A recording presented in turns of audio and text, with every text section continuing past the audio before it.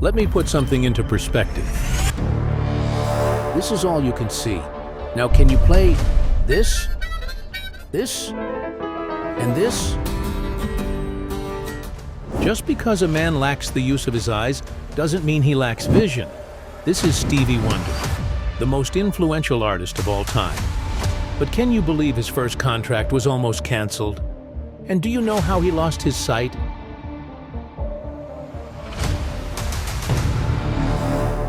Music prodigy. Lula Mae Hardaway, the daughter of sharecroppers in Alabama, had grown up in a life of poverty, want, and hardship. She kept being moved around among relatives for survival before eventually reaching Michigan. Here young Lula was swept off her feet by Calvin Judkins Jr., a disabled war veteran from World War II who was 25 years older than her. Lula believed that her life was finally going to turn around after marrying him, but boy, was she wrong. Their second child, Stevie Hardaway Judkins, was born on May 13, 1950. Unfortunately, Stevlin came into the world 6 weeks premature.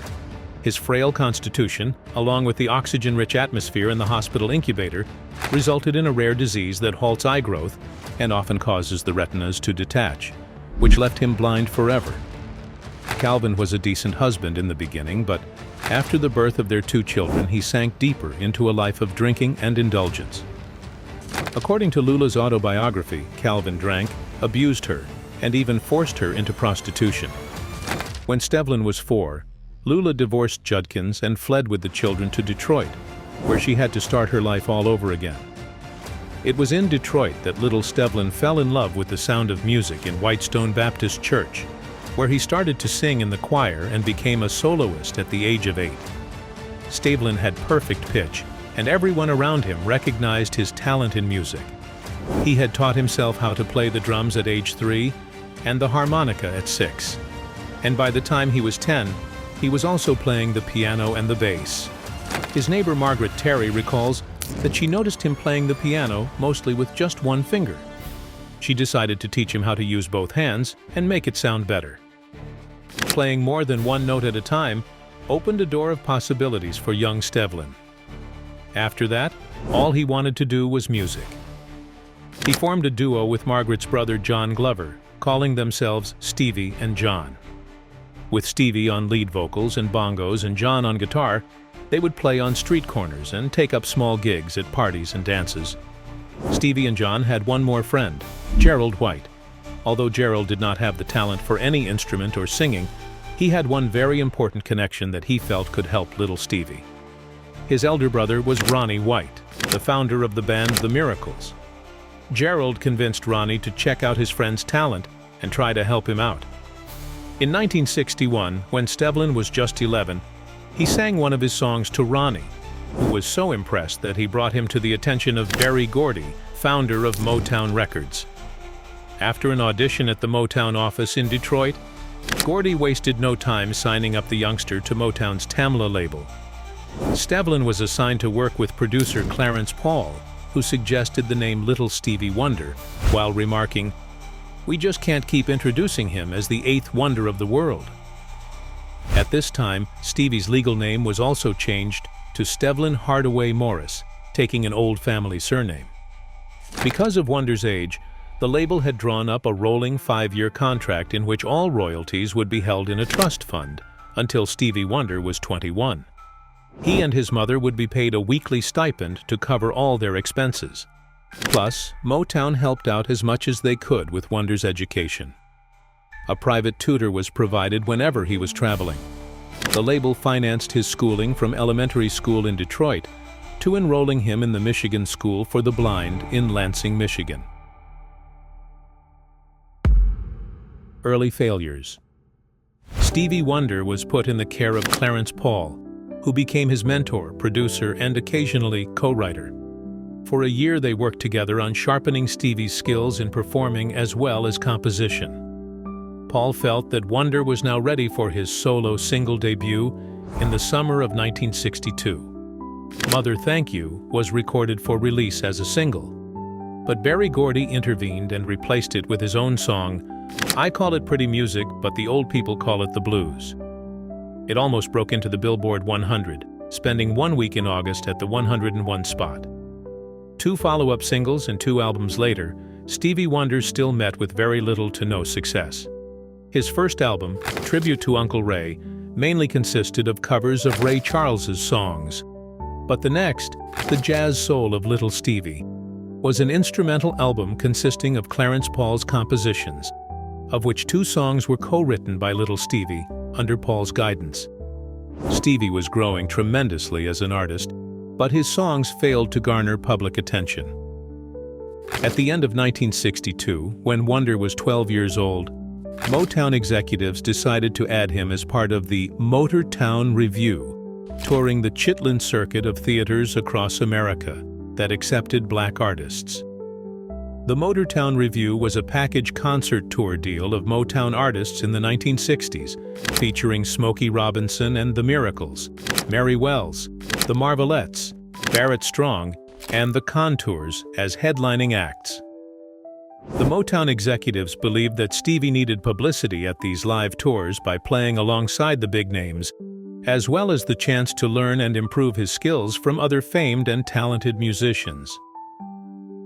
Fun fact, along with Stevie Wonder, the Motortown Revue also trained and showcased other major performers who were then second-tier acts, like Marvin Gaye, Martha and the Vandellas, the Supremes, the Four Tops, Gladys Knight and the Pips, and the Temptations. During one show in June at the Regal Theater in Chicago, his 20-minute performance was recorded and released in May 1963 as the album Recorded Live, The 12-Year-Old Genius. A single from the album, Fingertips, was also released in May, which became his first ever hit. The song featured a confident and enthusiastic Stevie Wonder, returning for a spontaneous encore that caught out the replacement bass player, who is heard to call out, "What key? What key?" Another striking detail was that Marvin Gaye, at the time a session musician for Motown, played drums on Wonder's first hit single.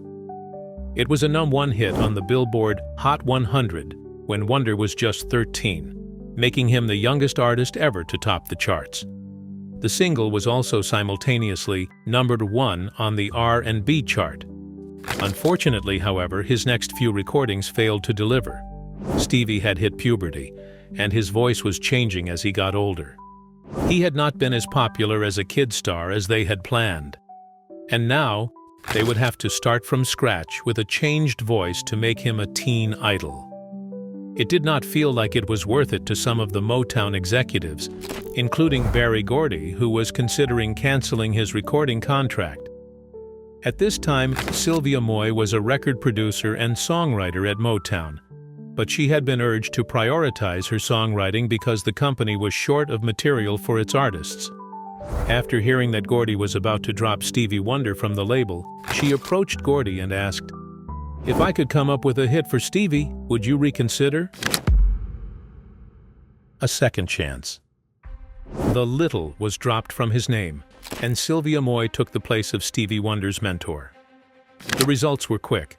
Her first writing success came with Uptight, Everything's All Right in 1966. The best part was that the entire song was mostly created out of a collaborative effort while improvising. Moy heard Wonder improvising on piano in the recording studio, wrote the lyrics to the song, and conveyed them to Wonder by singing into his headphones one line ahead as he recorded. It peaked at #3 on the Billboard chart and topped the R&B chart for about 5 weeks. Stevie's position at Motown was saved by Moy. She also encouraged him into songwriting and enlisted him in the Motown songwriting department. Soon enough, Stevie started composing songs both for himself and his label mates, including The Tears of a Clown. The single was a #1 hit for Smokey Robinson and the Miracles, which prompted Robinson to reconsider his intention of leaving the group. In 1968, he recorded an album of instrumental soul jazz tracks, with mostly harmonica solos, under the title Ivet's Red Now, which is basically Stevie Wonder spelled backward. The album did not perform very well and failed to get much attention. But on the other hand, his singles were hit after hit. I Was Made to Love Her, For Once in My Life, and My Cherie Amour were all top 3 hits on the Billboard chart. After Moy encouraged him to produce a song on his own, Stevie created the hit single, Signed, Sealed, Delivered, I'm Yours. It was the first song to feature Stevie's female backup singing group, which was composed of Linda Tucker Lawrence, who went on to become a member of the Supremes, and Syreeta Wright, who had also co-written the song with Stevie. The single took the #1 spot on the Billboard chart for about 6 weeks. By the end of the 60s, Stevie Wonder was already one of the biggest names in American pop music. Most of Wonder's music in this period was in the Motown soul style, and his albums contained predominantly covers, sprinkled with a few originals, and were for the most part produced by others. Interestingly, the lyrics of a few of the most successful singles were also co-written with his mother. But as he was approaching adulthood, Wonder started to want more independence. Syreeta. The biggest turning point in Stevie's career was his partnership with Syreeta Wright. Syreeta's father served in the Korean War, and she was raised by her mother and grandmother under hardships and poverty. The little girl also had an exceptional music talent and taught herself to sing at the age of 4. The Wrights moved back and forth from Detroit to South Carolina before finally settling in Detroit. Money problems kept Wright from pursuing a career in ballet, so she focused her attention on a music career, joining several singing groups. Failing to achieve any success, she landed a job as a receptionist for Motown in 1965. Within a year, she became a secretary for producer Mickey Stevenson. While working with him, her singing talents were finally noticed, and she became a singer for demos of the Supremes' songs. In fact, when Diana Ross left the Supremes in early 1970, Motown boss Berry Gordy even considered replacing her with Wright. While being a demo and backup singer at Motown, Wright met Stevie Wonder in 1968, and the two began dating the following year. On the advice of Wonder, Wright became a songwriter, and the two started collaborating often. Wright even began singing backing vocals for Wonder's songs. After a year-long courtship, the duo got married in 1970. Together, Stevie and Syreeta had a lot of ideas for their music, but they were restricted by Motown's ideals.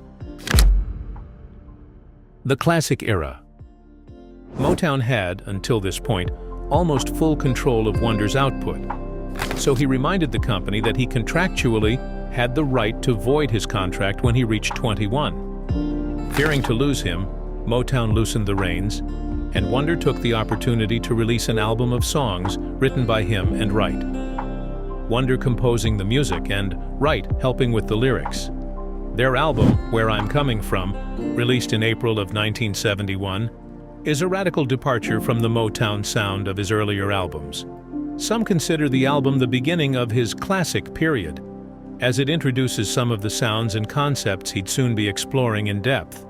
Around this time, Wonder became interested in utilizing synthesizers after hearing albums by the electronic group Tonto's Expanding Headband. Wonder and Wright wanted to touch on the social problems of the world, and for the lyrics to mean something.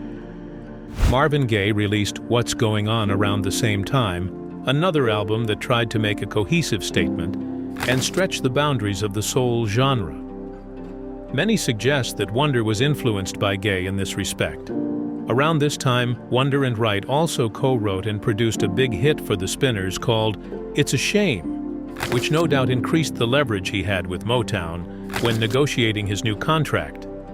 His contribution was meant to be a showcase of his talent and thus favor him in his ongoing negotiations with Gordy about creative autonomy. But the negotiations fell through, and upon reaching his 21st birthday in 1971, Wonder allowed his Motown contract to expire. Stevie Wonder had already spent nearly a decade churning out hits for Motown Records as Little Stevie, but now he no longer wanted to follow the Motown formula, a formula designed to produce hit singles rather than innovation. So Wonder struck out on his own and moved to New York City with Wright. Unfortunately, Wonder and Wright had marriage troubles and divorced in the summer of 1972, ending their 18-month marriage. Stevie Wonder recalled in an interview, "We loved each other, but we were better friends when we weren't married than when we were. And when I was younger, maybe I fell in love a lot. Following their divorce, Wonder supported and oversaw the beginning of Wright's singing career, producing her first solo album, Sarita. The duo remained best friends, and Wright continued to provide background vocals and compositions with Wonder for the next 2 decades. Wonder returned to Detroit in 1972 when Berry Gordy approached him with a contract renewal that would be in his favor. The new 120-page contract gave Wonder creative freedom, authority, and a much higher royalty rate. This was the beginning of his classic period over the next decade, during which he experimented with a variety of instruments and developed a sound that we still identify as uniquely his own. He recorded a series of albums that proved he was a master of lush ballads as well as gritty funk. His first album under the new contract was Music of My Mind in 1972, which was a complete step away from Motown's usual collection of singles, B-sides, and covers.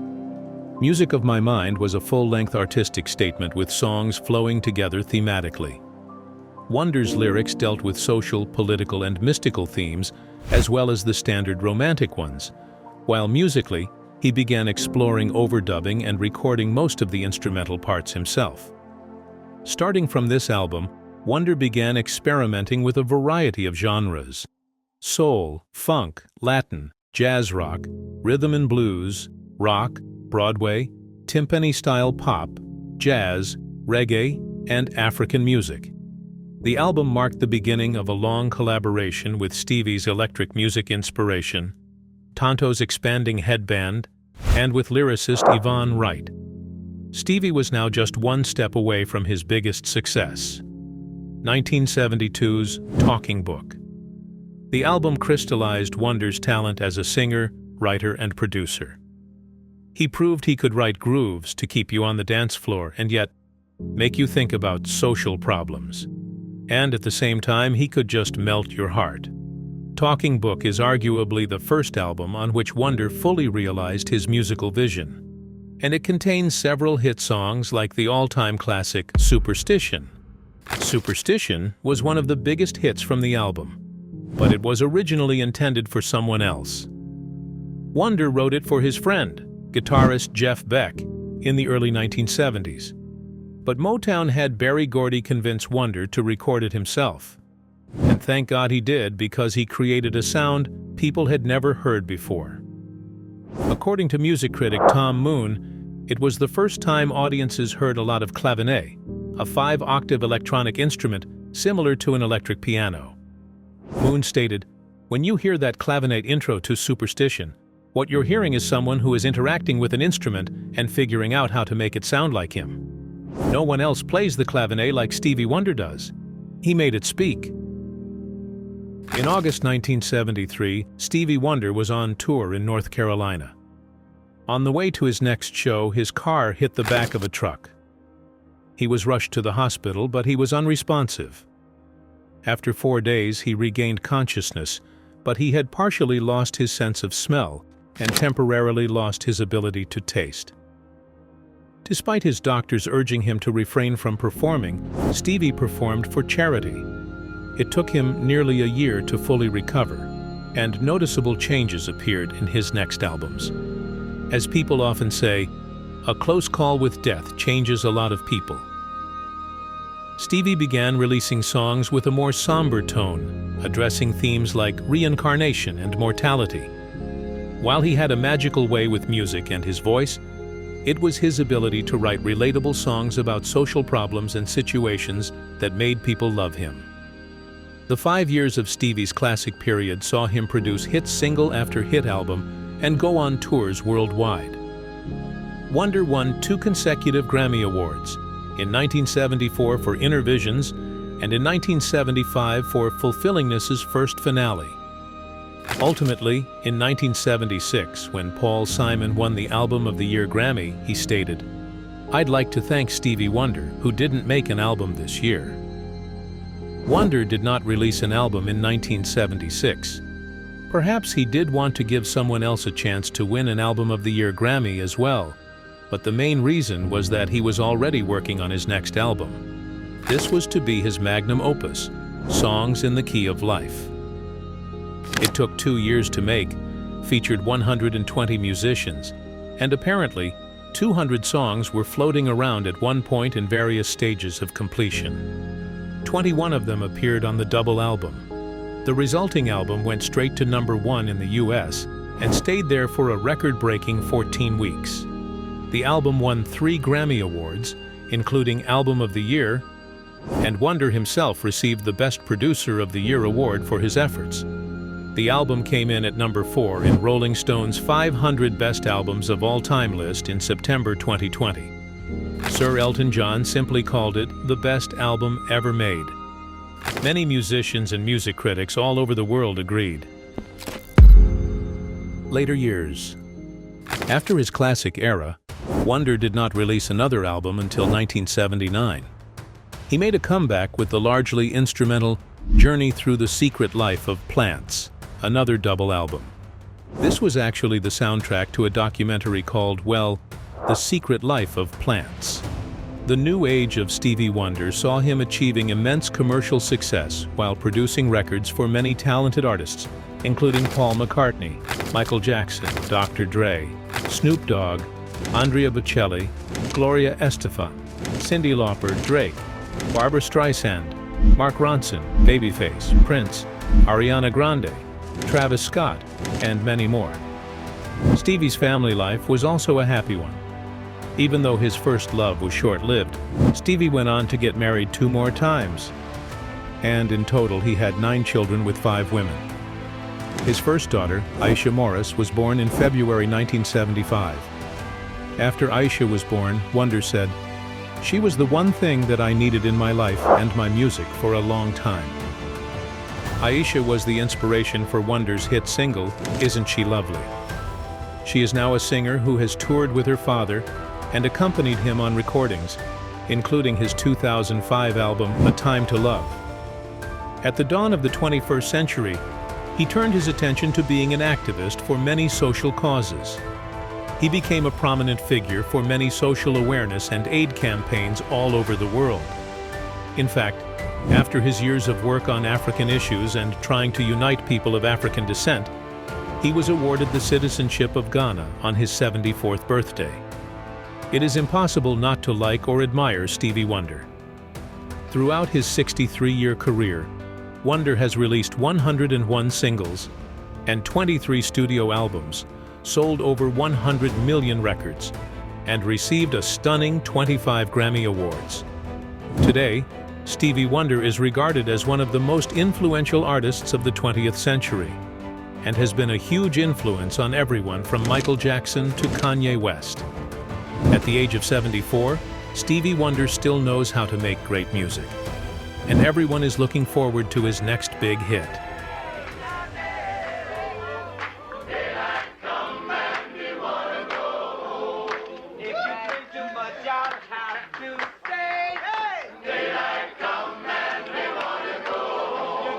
Have to be driven home by